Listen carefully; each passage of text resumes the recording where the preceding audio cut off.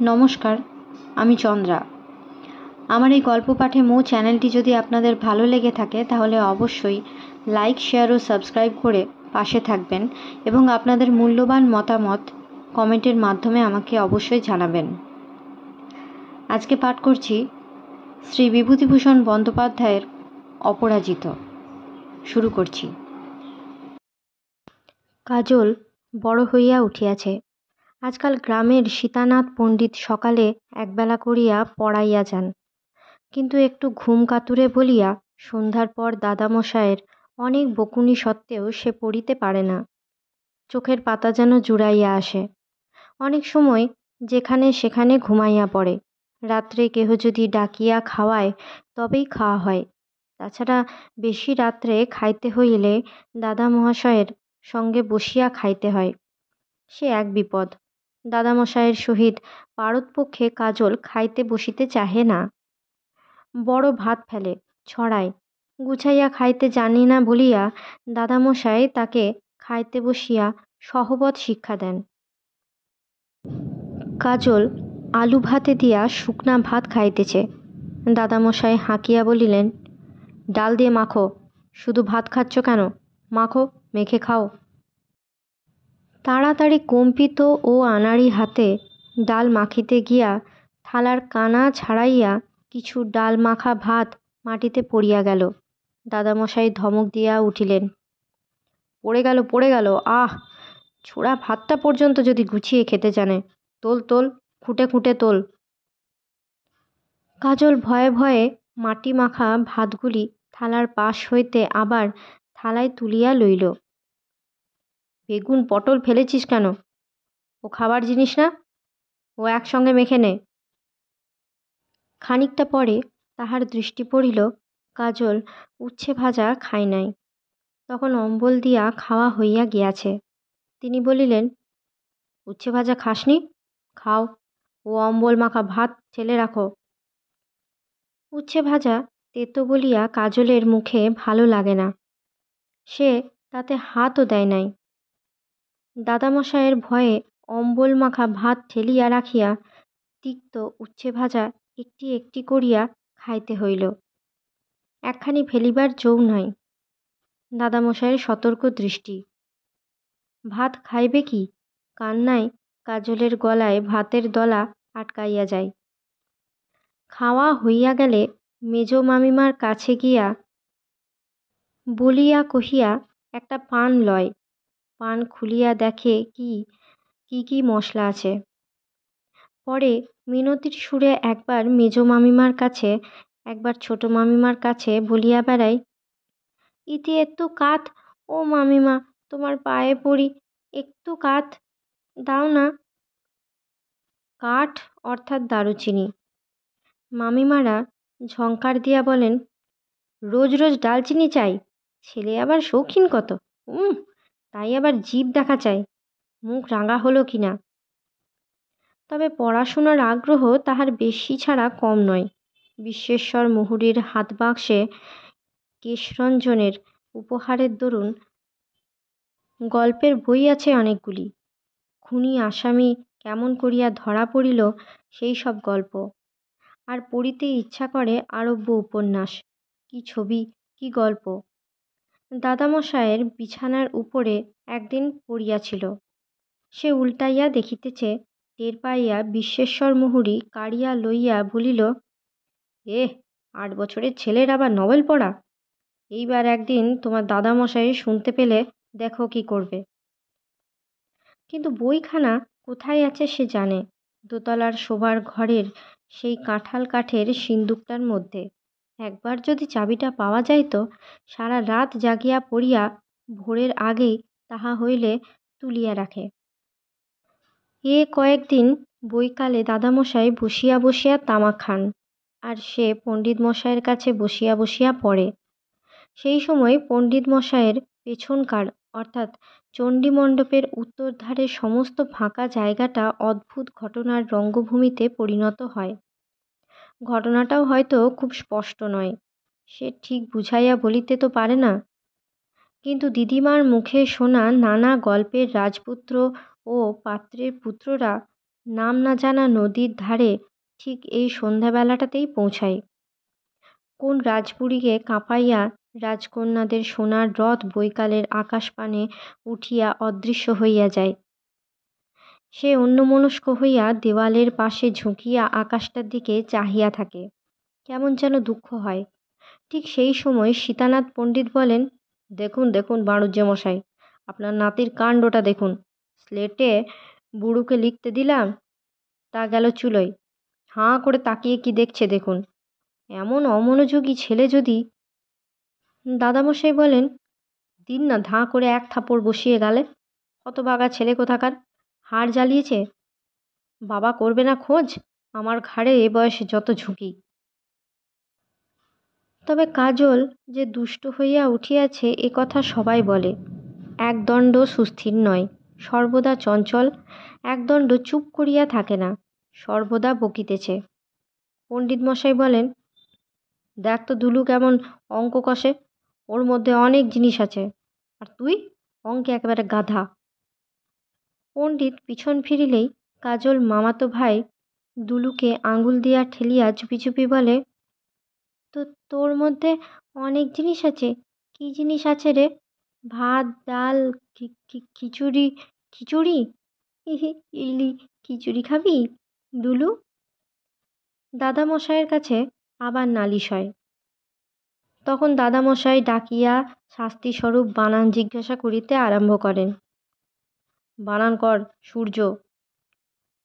কাজল বানানটা জানে, কিন্তু ভয়জনিত উত্তেজনার দরুন হঠাৎ তাহার তোতলামিটা বেশি করিয়া দেখা দেয়। দু একবার চেষ্টা করিয়াও দন্ত স কথাটা কিছুতেই উচ্চারণ করিতে পারিবে না বুঝিয়া অবশেষে বিপন্ন মুখে বলে, তা তালব্য শয়ে দীর্ঘ উকার। ঠাস করিয়া এক চড় গালে। ফর্সা গাল তখনই ডালিমের মতো রাঙা হইয়া ওঠে, কান পর্যন্ত রাঙা হইয়া যায়। কাজলের ভয় হয় না, একটা নিষ্ফল অভিমান হয়। বারে, বানানটা তো সে জানে, কিন্তু মুখে যে আটকাইয়া যায় তা তার দোষ কিসের? কিন্তু মুখে অত কথা বলিয়া বুঝাইয়া প্রতিবাদ বা আত্মপক্ষ সমর্থন করিবার মতো এতটা জ্ঞান তাহার হয় নাই। সবটা মিলিয়া অভিমানের মাত্রাটাই বাড়াইয়া তোলে, কিন্তু অভিমানটা তাহার উপরে সে নিজেও ভালো বোঝে না। এই সময়ে কাজলের জীবনে একটা অদ্ভুত ঘটনা ঘটিল। সীতানাথ পণ্ডিত মশাই একটু একটু জ্যোতিষের চর্চা করিতেন। কাজলের পড়িবার সময় তাহার দাদামশাইয়ের সঙ্গে সীতানাথ পণ্ডিত সে সম্বন্ধে আলোচনা করিতেন। পাঁজি দেখিয়া ঠিকুচি তৈয়ারি, জন্মের লগ্ন ও যোগ গণনা, আয়ুষ্কাল নির্ণয় ইত্যাদি। আজ বছরখানেক ধরিয়া কাজল প্রায়ই এইসব শুনিয়া আসিতেছে, যদিও সেখানে সে কোনো কথা বলে না। কার্তিক মাসের শেষ, শীত তখনও ভালো পড়ে নাই। বাড়ির চারিপাশে অনেক খেজুর বাগান। শিউলিরা কার্তিকের শেষে গাছ কাটিয়াছে। শীতের ঠান্ডা সান্ধ্য বাতাসে টাটকা খেজুর রসের গন্ধ মাখানো আছে। কাজলদের পাড়ার ব্রহ্ম ঠাকরুন এই সময় কী রোগে পড়িলেন। ব্রহ্ম ঠাকরুনের বয়স কত তা নির্ণয় করা কঠিন। মুড়ি ভাজিয়া বিক্রয় করিতেন। পতি পুত্র কেহই ছিল না। কাজল অনেকবার মুড়ি কিনিতে গিয়াছে তাহার বাড়ি। অত্যন্ত খিটখিটে মেজাজের লোক। বিশেষ করিয়া ছেলে পিলেদের দুচক্ষু পাড়িয়া দেখিতে পারিতেন না, দূর দূর করিতেন। উঠানে পা দিলে পাছে গাছটা ভাঙে, উঠানটা খুঁড়িয়া ফেলে, এই ছিল তাহার ভয়। কাজলকে বাড়ির কাছাকাছি দেখিলে বলিতেন, একটা যেন মগ মগ একটা, বাড়ি যা বাপু, কঞ্চি টঞ্চির খোঁচা মেরে বসবি। যা বাপু এখান থেকে, ঝালের চারাগুলো মারাস নে। সেদিন দুপুরের পর তাহার মামাতো বোন অরু বলিল, ব্রহ্ম ঠাকুমা মরমর হয়েছে, সবাই দেখতে যাচ্ছে, যাবি কাজল? ছোট্ট একতলা বাড়ির ঘর। পাড়ার অনেকে দেখিতে আসিয়াছে। মেঝেতে বিছানা পাতা। কাজল ও অরু দোরের কাছে দাঁড়াইয়া উঁকি মারিয়া দেখিল। ব্রহ্ম ঠাকরুনকে আর চেনাই যায় না। মুখের চেহারা যেমন শীর্ণ তেমনি ভয়ঙ্কর। চক্ষু কোটরগত। তাহার ছোট মামা কাছে বসিয়া আছে। হারু কবিরাজ দাওয়ায় বসিয়া লোকজনের সঙ্গে কি কথা বলিতেছে। বৈকালে 2-3 বার শোনা গেল ব্রহ্ম ঠাকরুনের রাত্রি কাটে কিনা সন্দেহ। কাজল কিছু বিস্মিত হইল। এমন দুর্দণ্ড প্রতাপ ব্রহ্ম ঠাকরুন, যাহাকে গামছা পরিয়া উঠানে গোবর জল ছিটাইতে দেখিয়া সে তখনই ভাবিত তাহার দাদামশায়ের মতো লোক পর্যন্ত যাহাকে মানিয়া চলে, তাহার একই দশা হইয়াছে আজ। এত অসহায়, এত দুর্বল তাহাকে কিসে করিয়া ফেলিল। ব্রহ্ম ঠাকরুন সন্ধ্যার আগে মারা গেলেন। কাজলের মনে হইল পাড়াময় একটা নিস্তব্ধতা। কেমন করিয়া অবদ্ধ বিভীষিকার ছায়া যেন সারা পাড়াকে অন্ধকারের মতো গ্রাস করিতে আসিতেছে। সকলেরই মুখে যেন একটা ভয়ের ভাব। শীতের সন্ধ্যা ঘনাইয়াছে। পাড়ার সকলে ব্রহ্ম ঠাকরুনের সৎকারের ব্যবস্থা করিতে তাহার বাড়ির উঠানে সমবেত হইয়াছে। কাজলের দাদামশাইও গিয়াছেন। কাজল ভয়ে ভয়ে খানিকটা দূরে অগ্রসর হইয়া দেখিতে গেল, কিন্তু ব্রহ্ম ঠাকরুনের বাড়ি পর্যন্ত যাইতে পারিল না। কিছু দূরে একটা বাঁশঝাড়ের নিচে দাঁড়াইয়া রহিল। সেখান হইতে উঠানটা বা বাড়িটা দেখা যায় না। কথাবার্তার শব্দও কানে আসে না। বাতাস লাগিয়া বাঁশঝাড়ের কঞ্চিতে কঞ্চিতে শব্দ হইতেছে। চারিধার নির্জন। কাজলের বুক দুরু দুরু করিতেছিল। একটা অদ্ভুত ধরনের ভাবে তাহার মন পূর্ণ হইল। ভয় নয়, একটা বিস্ময় মাখানো রহস্যের ভাব। অন্ধকারে গা লুকাইয়া 2-1টা বাদুড় আকাশ দিয়া উড়িয়া চলিয়াছে। অন্যদিন এমন সময়ে বাদুড় দেখিলেই কাজল বলিয়া ওঠে, বাদুড় মেথর, যা খাবি তা তেতর। আজ উড়নশীল বাদুড়ের দৃশ্য তাহার মনে কৌতুক না জাগাইয়া সেই অজানা রহস্যের ভাবই যেন ঘনীভূত করিয়া তুলিল। ব্রহ্ম ঠাকরুন মারা গেলেন বটে, কিন্তু মৃত্যুকে কাজল এই প্রথম চিনিল। দিদিমা মারা গিয়াছিলেন কাজলের 5 বছর বয়সে, তাহাও গভীর রাত্রে। কাজল তখন ঘুমাইয়াছিল, কিছু দেখে নাই, বুঝেও নাই। এবার মৃত্যুর বিভীষিকা, এই অপূর্ব রহস্য তাহার শিশু মনকে আচ্ছন্ন করিয়া ফেলিল।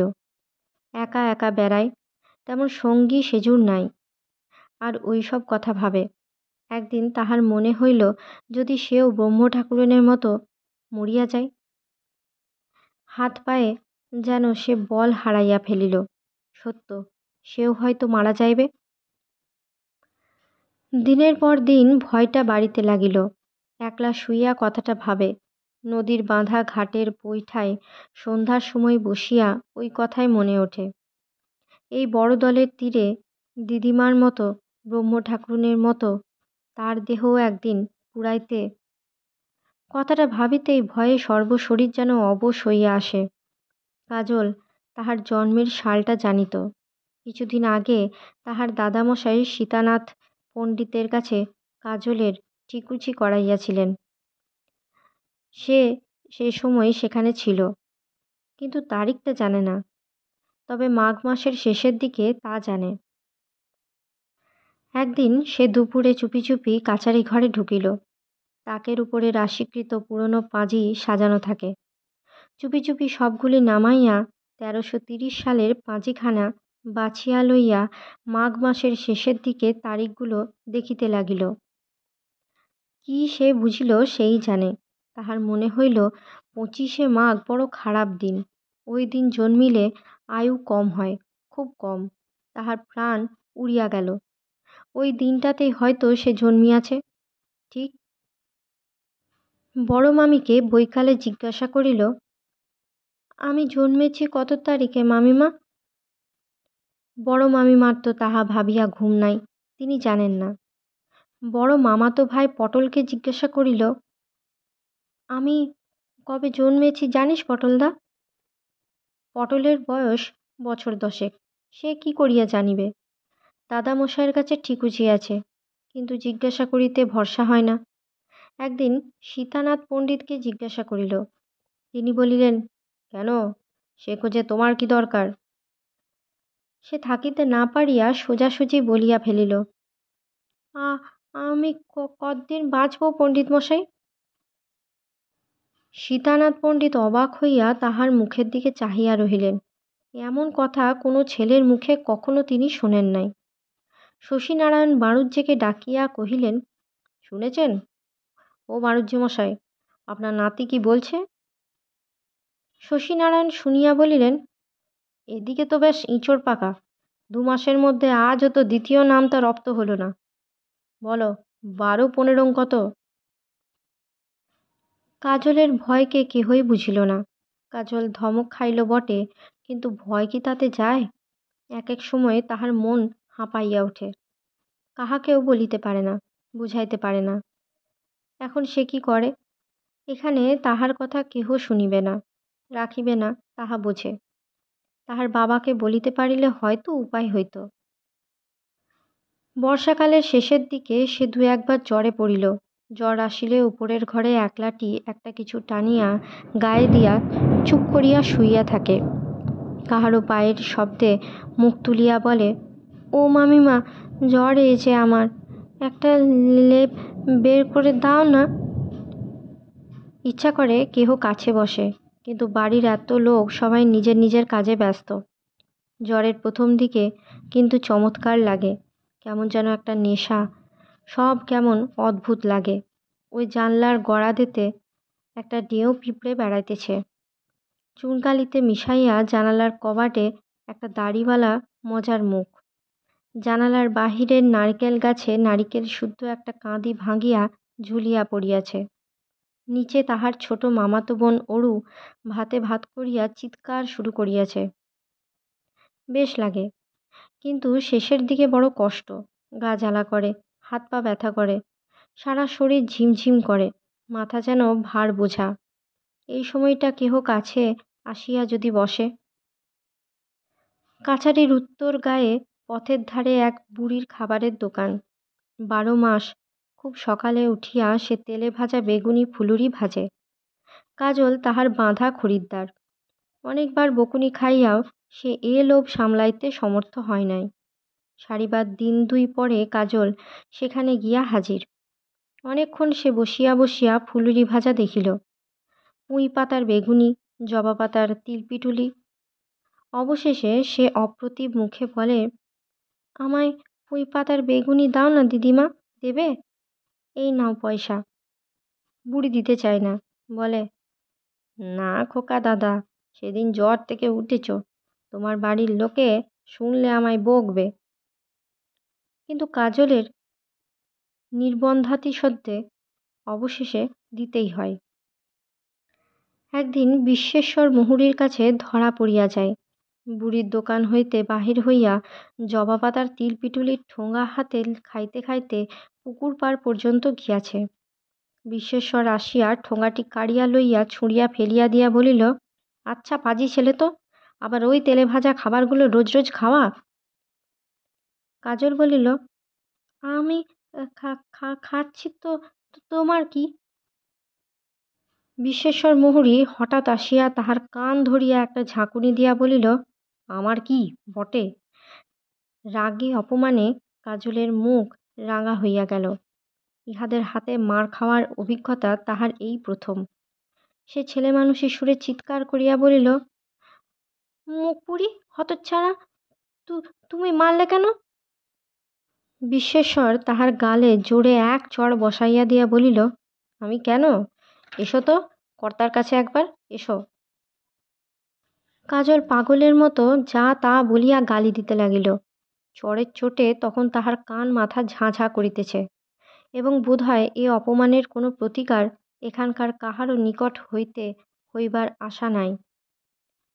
মুহূর্ত মধ্যে ঠাউরাইয়া বুঝিয়া চিৎকার করিয়া বলিল, আমার বাবা আসুক, বলে দেব, দেখো দেখো তখন। বিশ্বেশ্বর হাসিয়া বলিল, আচ্ছা যাও, তোমার বাবার ভয়ে আমি একেবারে গর্তের মধ্যে যাব আর কি। আজ 5 বছরের মধ্যে খোঁজ নিলে না, ভারী তো। হয়তো এ কথা বলিতে বিশ্বেশ্বর সাহস করিত না, যদি সে না জানিত তাহার এই জামাইটির প্রতি কর্তার মনোভাব কিরূপ। কাজল রাগের মাথায় ও কতকটা পাছে বিশ্বেশ্বর দাদামশাইয়ের কাছে ধরিয়া লইয়া যায় সেই ভয়ে পুকুরের দক্ষিণ পাড়ের নারিকেল বাগানের দিকে ছুটিয়া যাইতে যাইতে বলিতে লাগিল, দেখো না, দেখো না, বাবা আসুক। পরে পিছন ফিরে চাহিয়া খুব কড়া কথা শুনালো হইতেছে এমন সুরে বলিল, তোমার পেটে খিচুড়ি আছে, খিচুড়ি খাবে, খিচুড়ি? নদীর বাঁধা ঘাটে সেদিন সন্ধ্যাবেলা বসিয়া বসিয়া সে অনেকক্ষণ দিদিমার কথা ভাবিল। দিদিমা থাকিলে বিশ্বেশ্বর মুহুরী গায়ে হাত তুলিতে পারিত না। সে জবা পাতার বেগুনি খায় তো ওর কি? ওই একটা নক্ষত্র খসিয়া পড়িল। দিদিমা বলিত, নক্ষত্র খসিয়া পড়িলে সেই সময় পৃথিবীতে কেউ না কেউ জন্মায়। মরিয়া কি নক্ষত্র হয়? সে যদি মারা যায়, হয়তো অমনি আকাশের গায়ে নক্ষত্র হইয়া ফুটিয়া থাকিবে। আরও মাস কয়েক পরে, ভাদ্র মাসের শেষের দিক, দাদামশাইয়ের বৈকালিক মিছরির পানা খাওয়ার শ্বেতপাথরের গেলাসটা তাহার বড় মামিমা মাজিয়া ধুইয়া উপরের ঘরের বাসনের জলচৌকিতে রাখিতে তাহার হাতে দিল। সিঁড়িতে উঠিবার সময় কেমন করিয়া গেলাস হাত হইতে পড়িয়া চুরমার হইয়া গেল ভাঙিয়া। কাজলের মুখ ভয়ে বিবর্ণ হইয়া গেল। তাহার ক্ষুদ্র হৃৎপিণ্ডের গতি যেন মিনিট খানেকের জন্য বন্ধ হইয়া গেল। যাহ সর্বনাশ! দাদামশায়ের মিছরিপানার গেলাসটা যে সে দিশাহারা অবস্থায় টুকরাগুলো তাড়াতাড়ি খুঁটিয়া খুঁটিয়া তুলিল। পরে অন্য জায়গার ফেলিলে পাছে কেহ টের পায়, তাই তাড়াতাড়ি আরব্য উপন্যাস যাহার মধ্যে আছে সেই বড় কাঠের সিন্দুকটার পেছনে গোপনে রাখিয়া দিল। এখন সে কি করে? কাল যখন গেলাসের খোঁজ পড়িবে বিকেলবেলা, তখন সে কি জবাব দেবে? কাহারও কাছে কোনো কথা বলিল না। বাকি দিনটুকু ভাবিয়া ভাবিয়া কিছু ঠিক করিতেও পারিল না। এক জায়গায় বসিয়া পারে না, উদ্বিগ্ন মুখে ছটফট করিয়া বেড়ায়। ওই রকম একটা গেলাস আর কোথাও পাওয়া যায় না। একবার সে এক খেলুড়ে বন্ধুকে চুপি চুপি বলিল, ভাই, তোদের বাড়ি একটা পাথরের গেলাস আছে?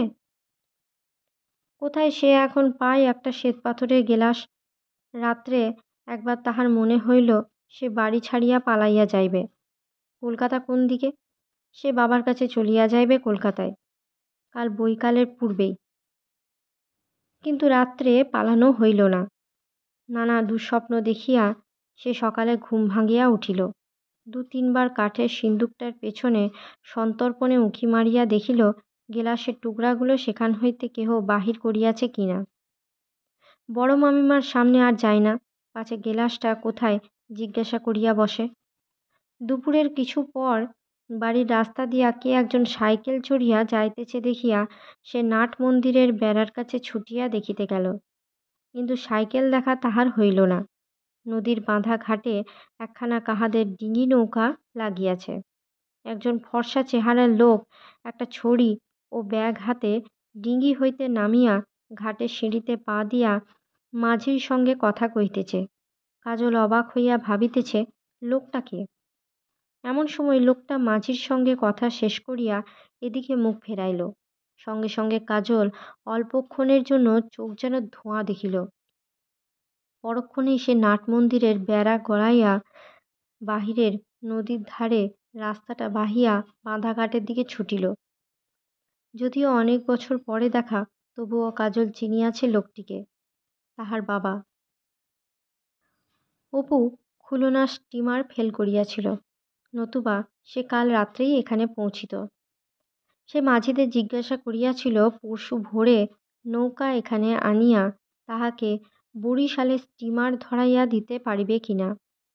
কথা শেষ করিয়াই ফিরিয়া চাহিয়া সে দেখিল একটি ছোট্ট সুশ্রী বালক ঘাটের দিকে দৌড়াইয়া আসিতেছে। পরক্ষণেই সে চিনিল, আজ সারা পথ নৌকায় সে ছেলের কথা ভাবিয়াছে। না জানি সে কত বড় হইয়াছে, কেমন দেখিতে হইয়াছে, তাহাকে ভুলিয়া গিয়াছে না মনে রাখিয়াছে। ছেলের আগেকার চেহারা তাহার মনে ছিল না। এই সুন্দর বালকটিকে দেখিয়া সে যুগপৎ প্রীত ও বিস্মিত হইল।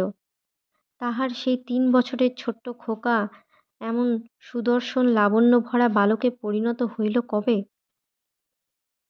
সে হাসি মুখে বলিল, কিরে খোকা, চিনতে পাচ্ছিস? কাজল ততক্ষণে আসিয়া অসীম নির্ভরতার সহিত তাহার কোমর জড়াইয়া ধরিয়াছে। ফুলের মতো মুখটি উঁচু করিয়া হাসি ভরা চোখে বাবার মুখের দিকে চাহিয়া বলিল, না বই কি, আমি বেড়ার ধার থেকে দেখেই ছুট দিয়েছি। এতদিন আসনি কেন বাবা? একটা অদ্ভুত ব্যাপার ঘটিল। এতদিন তো ভুলিয়াই ছিল, কিন্তু আজ এইমাত্র হঠাৎ দেখিবা মাত্র অপুর বুকের মধ্যে একটা গভীর স্নেহ সমুদ্র উদ্বেল হইয়া উঠিল। কি আশ্চর্য! এই ক্ষুদ্র বালকটি তাহার ছেলে। জগতে নিতান্ত অসহায় হাতপাহারা অবোধ জগতে সে ছাড়া ওর আর কেউ তো নাই। কি করিয়া এতদিন সে ভুলিয়াছিল? কাজল বলিল, ব্যাগে কি বাবা? দেখবি, চল দেখাবো এখন। তোর জন্য কেমন পিস্তল আছে, একসঙ্গে দুম দুম আওয়াজ হয়। ছবির বই আছে দুখানা, কেমন একটা রবারের বেলুন। তো তো তোমাকে একটা কথা বলবো বাবা, তোমার কাছে একটা পাথরের গেলাস আছে? পাথরের গেলাস? কেন রে, পাথরের গেলাস কি হবে? কাজল চুপি চুপি বাবাকে গেলাস ভাঙার সব কথা বলিল। বাবার কাছে কোনো ভয় হয় না। অপু হাসিয়া ছেলের গায়ে হাত বুলাইয়া বলিল, আচ্ছা চল, কোনো ভয় নেই। সঙ্গে সঙ্গে কাজলের সব ভয়টা কাটিয়া গেল। একজন অসীম শক্তিধর বজ্রপাণি দেবতা যেন হঠাৎ বাহুদয় মেলিয়া তাহাকে আশ্রয় ও অভয় দান করিয়াছে। মা ভই। রাত্রে কাজল বলিল, আমি তোমার সঙ্গে যাব বাবা। অপুর অনিচ্ছা ছিল না, কিন্তু কলিকাতায় এখন নিজেই অচল। সে ভুলাইবার জন্য বলিল, আচ্ছা হবে হবে, শোন একটা গল্প বলি খোকা। কাজল চুপ করিয়া গল্প শুনিল। বলিল, নিয়ে যাবে তো বাবা? এখানে সবাই বকে মারে বাবা, তুমি নিয়ে চলো, তোমার কত কাজ করে দেব। অপু হাসিয়া বলে, কাজ করে দিবি? কি কাজ করে দিবি রে খোকা? তারপরে সে ছেলেকে গল্প শোনায়। একবার চাহিয়া দেখে কখন সে ঘুমাইয়া পড়িয়াছে। খানিক রাত্রি পর্যন্ত সে একখানা বই পড়িল। পরে আলো নিভাইবার পূর্বে ছেলেকে ভালো করিয়া শোয়াইতে গেল। ঘুমন্ত অবস্থায় বালককে কি অদ্ভুত ধরনের অবোধ, অসহায়, দুর্বল ও পরাধীন মনে হইল অপুর। কি অসহায় ও পরাধীন! সে ভাবে, এই যে ছেলে, পৃথিবীতে এ তো কোথাও ছিল না, যাচিয়াও তো আসে নাই। অপর্ণা ও সে দুজনে যে উহাকে কোন অনন্ত হইতে সৃষ্টি করিয়াছে, তাহার পর সংসারে আনিয়া অবোধ নিষ্পাপ বালককে একা এভাবে সংসারে ছাড়িয়া দিয়া পালানো কি অপর্ণারই সহ্য করিবে? কিন্তু এখন কোথায় বা লইয়া যায়?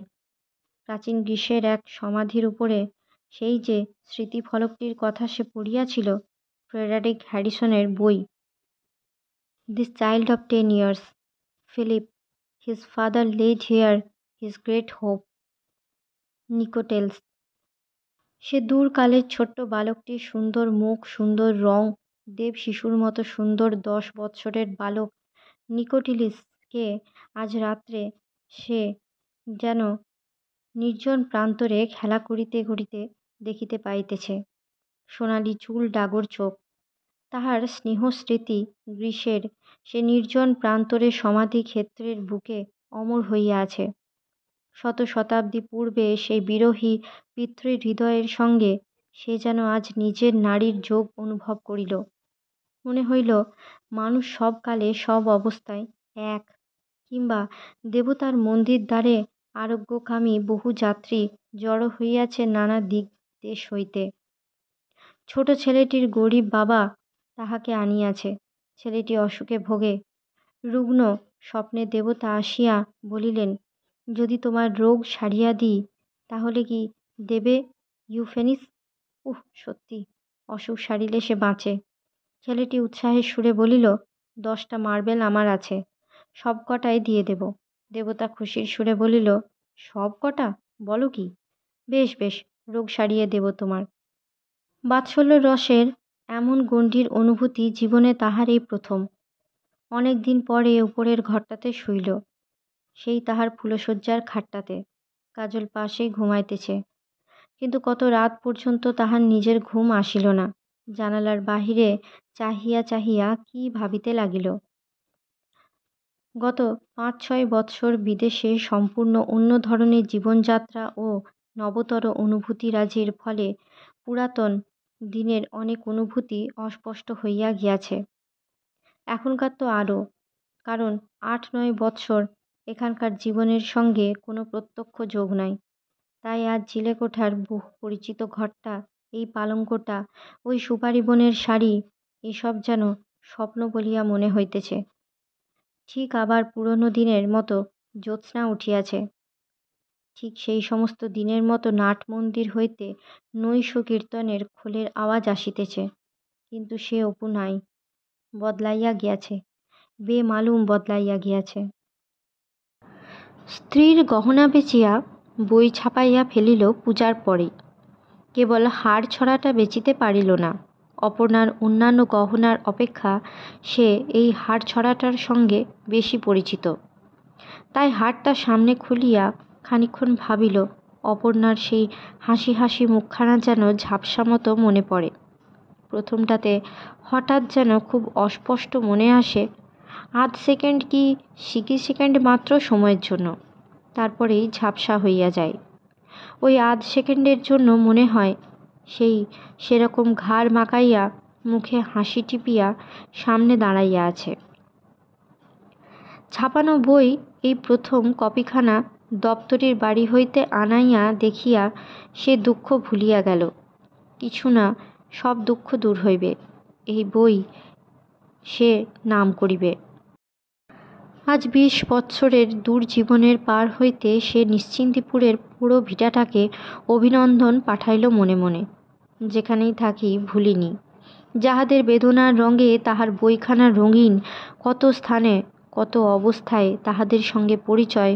হয়তো কেউ বাঁচিয়া আছে, কেউ বা নাই, তাহারা আজ কোথায় সে জানে না। এই নিস্তব্ধ রাত্রির অন্ধকার শান্তির মধ্য দিয়া সে মনে মনে সকলকেই আজ তাহার ধন্যবাদ জানাইতেছে। মাস কয়েকের জন্য একটা ছোট অফিসে একটা চাকরি জুটিয়া গেল, তাই রক্ষা। এক জায়গায় আবার ছেলের পড়াই। এসব না করিলে খরচ চলে না। বইয়ে বিজ্ঞাপনের টাকায় বা আসে কোথায় হইতে? আবার সেই ৯:৩০টার সময় আফিসে দৌড়। সেখান হইতে বাহির হইয়া একটা গলির মধ্যে একতলা বাসার ছোট্ট ঘরে দুটি ছেলে পড়ানো। বাড়ির কর্তার কিসের ব্যবসা আছে। এই ঘরে তাহাদের বড় বড় প্যাক বাক্স ছাদের কড়ি পর্যন্ত সাজানো। তাহারই মাঝখানে ছোট তক্তপোষে মাদুর পাতিয়া ছেলে দুটি পড়ে। সন্ধ্যার পরে অপু যখনই পড়াইতে গিয়াছে, তখনই দেখিয়াছে কয়লার ধোঁয়ায় ঘরটা ভরা। শীতকাল কাটিয়া পুনরায় গ্রীষ্ম পড়িল। বইয়ের অবস্থা খুব সুবিধা নয়। নিজে না খাইয়া বিজ্ঞাপনের খরচ যোগায়, তবু বইয়ের কাটতি নাই। বইওয়ালারা উপদেশ দেয় এডিটরদের কাছে, কি বড় বড় সাহিত্যিকদের কাছে যান, একটু জোগাড়যন্ত্র করে ভালো সমালোচনা বার করুন। আপনাকে চেনে কে? বই কি হাওয়ায় কাটবে মশাই? অপু সেসব পারিবে না। নিজের লেখা বই বগলে করিয়া দৌড়ে দৌড়ে ঘুরিয়া বেড়ানো তাহার কর্ম নয়। এতে বই কাটে ভালো, না কাটে সে কি করিবে? অতএব জীবন পুরাতন পরিচিত পথ ধরিয়াই বহিয়া চলিল। আফিস আর ছেলে পড়ানো। রাত্রে আর একটা নতুন বই লেখে। ও যেন একটা নেশা। বই বিক্রি হয় না হয়, কেউ পড়ে না পড়ে, তাহাকে যেন লিখিয়া যাইতেই হইবে। মেশে লেখার অত্যন্ত অসুবিধা হইতেছে দেখিয়া সে একটা ছোট একতলা বাড়ির নিচেকার একটা ঘর ৮ টাকায় ভাড়া লইয়া সেখানে উঠিয়া গেল। মেষের বাবুরা লোক বেশ ভালোই, কিন্তু তাহাদের মানসিক ধারা যে পথ অবলম্বনে চলে, অপুর পথ তা নয়। তাহাদের মূর্খতা, সংস্কার, সীমাবদ্ধতা ও সর্বরকমের মানসিক দৈন্য অপুকে পীড়া দেয়। খানিকক্ষণ মিষ্টালাপ হয়তো এদের সঙ্গে চলিতে পারে, কিন্তু বেশিক্ষণ আড্ডা দেওয়া অসম্ভব। বরং কারখানার ননি মিস্ত্রি কি চাঁপদানের বিশু স্যাকরার আড্ডার লোকজনকে ভালোই লাগিত, কারণ তাহারা যে জগৎটাতে বাস করিত, অপুর কাছে সেটা একেবারেই অপরিচিত। তাহাদের মোহ ছিল সেই অজানা ও অপরিচয়ের মোহ। কাশীর কত্থক ঠাকুর কি অমরকণ্টকের আজবলাল ঝাঁকে যে কারণে ভালো লাগিয়াছিল, কিন্তু এরা সে ধরনের অনন্য সাধারণ নন, নিতান্তই সাধারণ ও নিতান্ত ক্ষুদ্র। কাজে বেশিক্ষণ থাকিলেই হাঁপ ধরে। অপুর নতুন ঘরটাতে দরজা জানালা কম। দক্ষিণ দিকের ছোট জানালাটা খুলিলে পাশের বাড়ির ইট বার করা দেওয়ালটা দেখা যায় মাত্র। ভাবিল, তবুও তো একা থাকতে পারবো, লেখাটা হবে। বাড়ি বদল করার দিনটা জিনিসপত্র সরাইতে ও ঘর গুছাইতে সন্ধ্যা হইয়া গেল। হাত পা ধুইয়া ঠান্ডা হইয়া বসিল। আজ রবিবার, ছেলে পড়ানো নাই। বাপ নিঃশ্বাস ফেলিয়া বাঁচিল। সেই অতটুকু ঘর, কয়লার ধোঁয়া আর রাজ্যের প্যাক বাস্কের টারপিন তেলের গন্ধ। আজ কয়েকদিন হইল কাজলের চিঠি পাইয়াছে, এই প্রথম চিঠি। কাটাকুটি বানান ভুলে ভর্তি। আর একবার পত্রখানা বাহির করিয়া পড়িল। বার 15 হইল এইবার লইয়া। বাবার জন্য তাহার মন কেমন করে। একবার যাইতে লিখিয়াছে, একখানা আরব্য উপন্যাস ও একটা লণ্ঠন লইয়া যাইতে লিখিয়াছে, যেন বেশি দেরি না হয়। অপু ভাবে ছেলেটা পাগল। লণ্ঠন কি হবে? লণ্ঠন, দেখো তো কাণ্ড। উঠিয়া ঘরে আলো জ্বালিয়া ছেলের পত্রের জবাব লিখিল। সে আগামী শনিবার তাহাকে দেখিতে যাইতেছে। সোম ও মঙ্গলবার ছুটি। ট্রেনে স্টিমারে বেজায় ভিড়। খুলনার স্টিমার এবারও ফেল করিল। শ্বশুরবাড়ি পৌঁছিতে বেলা দুপুর গড়াইয়া গেল। নৌকা হইতে দেখে কাজল ঘাটে তাহার অপেক্ষায় হাসি মুখে দাঁড়াইয়া। নৌকা থামিতে না থামিতে সে ছুটিয়া আসিয়া তাহাকে জড়াইয়া ধরিল। মুখ উঁচু করিয়া বলিল, বাবা, আমার আরব্য উপন্যাস। অপু সে কথা একেবারেই ভুলিয়া গিয়াছে। কাজল কাঁদো কাঁদো সুরে বলিল, বাবা, এত করে লিখলাম, তুমি ভুলে গেলে। লণ্ঠন। অপু বলিল, আচ্ছা তুই পাগল নাকি? লণ্ঠন কি করবি?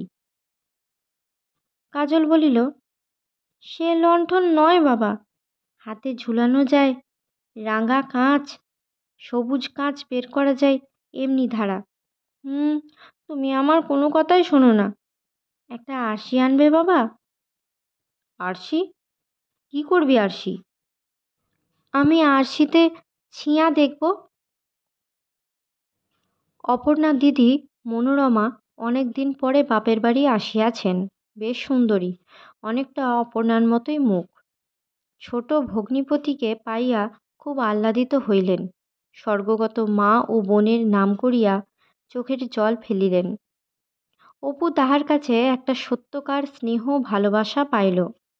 সন্ধ্যাবেলায় অপু বলিল, আসুন দিদি, ছাদের উপর বসে আপনার সঙ্গে একটু গল্প করি। ছাদ নির্জন, নদীর ধারেই, অনেক দূর পর্যন্ত দেখা যায়। অপু বলিল, আমার বিয়ের রাতের কথা মনে হয় মনোরমাদি? মনোরমা মৃদু হাসিয়া বলিলেন, সেও যেন এক স্বপ্ন। কোথা থেকে কি যেন সব হয়ে গেল ভাই।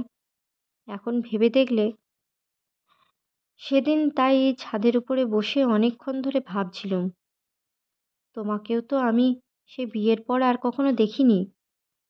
এবার এসেছিলুম ভাগ্যিস, তাই দেখাটা হলো। হাসির ভঙ্গি ঠিক অপর্ণার মতো, মুখের কত কি ভাব ঠিক তাহারই মতো।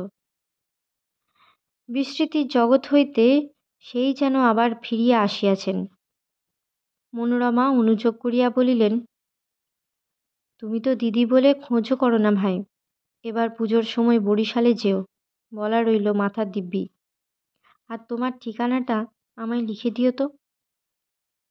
কোথা হইতে কাজল আসিয়া বলিল, বাবা, একটা অর্থ জানো? অর্থ? কি অর্থ? কাজলের মুখ তাহার অপূর্ব সুন্দর মনে হয়। কেমন এক ধরনের ঘাড় একেবারে বাঁকাইয়া চোখে খুশির হাসি হাসিয়া কথাটা শেষ করে। আবার তখন বোকার মতোই হাসে। হঠাৎ যেন মুখখানা করুণ ও অপ্রতিভ দেখায়। ঠিক এই সময়েই অপুর মনে এই স্নেহের বেদনাটা দেখা দেয়। কাজলের ওই ধরনের মুখভঙ্গিতে। বলো দেখি বাবা, এখান থেকে দিলাম সারা, সারা গেল সেই বামুনপাড়া, কি অর্থ? অপু ভাবিয়া ভাবিয়া বলিল, পাখি। কাজল ছেলে মানুষই হাসির খই ফুটাইয়া বলিল, ইল্লি, পাখি বুঝি? শাঁখ তো, শাঁখের ডাক। তুমি কিচ্ছু জানো না বাবা। অপু বলিল, ছি বাবা, ওরকম ইল্লি টিল্লি বলো না, বলতে নেই ও কথা, ছি। কেন বলতে নেই বাবা? ও ভালো কথা নয়। আসিবার আগের দিন রাত্রে কাজল চুপি চুপি বলিল, এবার আমায় নিয়ে যাও বাবা, আমার এখানে থাকতে একটুও ভালো লাগে না। অপু ভাবিল, নিয়ে যায় এবারে, এখানে ওকে কেউ দেখে না, তাছাড়া লেখাপড়াও এখানে থাকলে যা হবে।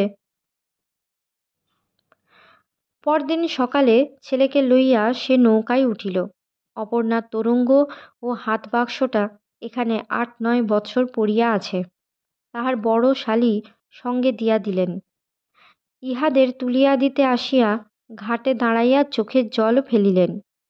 অপুকে বারবার বরিশালে যাইতে অনুরোধ করিলেন। সকালের নবীন রোদ ভাঙা নাটমন্দিরের গায়ে পড়িয়াছে। নদী জল হইতে একটা আমিষ গন্ধ আসিতেছে। শ্বশুর মহাশয়ের তামাক খাওয়ার কয়লা পোড়ানোর জন্য শুকনা ডালপালায় আগুন দেওয়া হইয়াছে নদীর ধারটাতেই। কুণ্ডলি পাকাইয়া ধোঁয়ার রাশ উপরে উঠিতেছে। সকালের বাতাসটা বেশ ঠান্ডা। আজ বহু বৎসর আগে যেদিন বন্ধু প্রণবের সঙ্গে বিবাহের নিমন্ত্রণে এ বাটি আসিয়াছিল, তখন সে কি ভাবিয়াছিল এই বাড়িটার সহিত তাহার জীবনে এমন একটি অদ্ভুত যোগ সাধিত হইবে? আজও সেদিনটার কথা বেশ স্পষ্ট মনে হয়। মনে আছে, আগের দিন একটা গ্রামোফোনের দোকানে গান শুনিয়াছিল, বরিশ ধরা মাঝে শান্তিরও বাড়ি।